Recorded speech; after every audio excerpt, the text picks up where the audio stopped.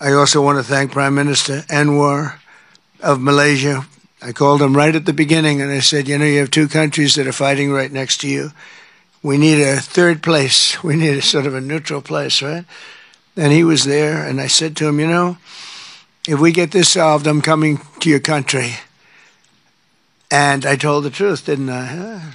A lot of times they say that, and that's the last you ever see. But I felt I had an obligation to come because you were so great, and the two men alongside of you are so great. Historic figures now, really historic figures. So I felt it was an obligation I had. I told it to you.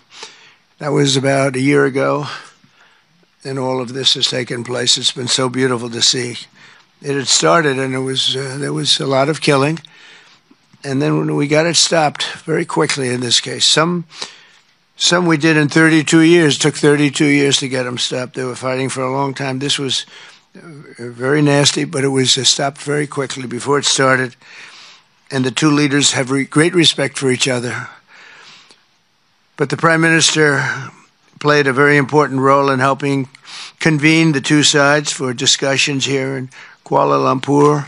Ladies and gentlemen, welcome to Dubai, the epitome of luxury in the UAE, located on the coast of the Persian Gulf, with a population of approximately 3.3 million and an area of 4,114 square kilometers.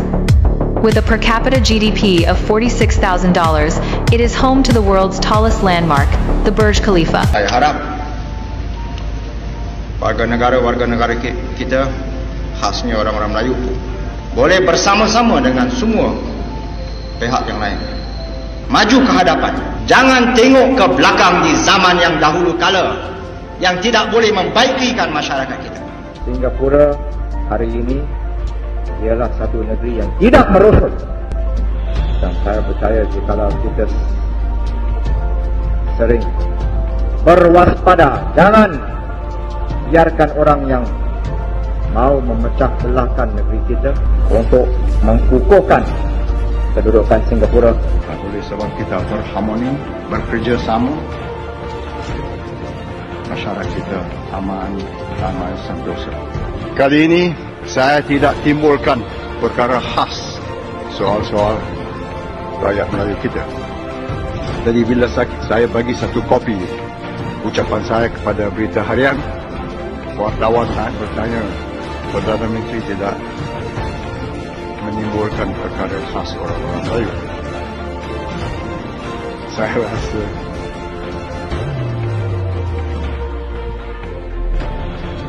oleh sebab saya tidak bimbang lagi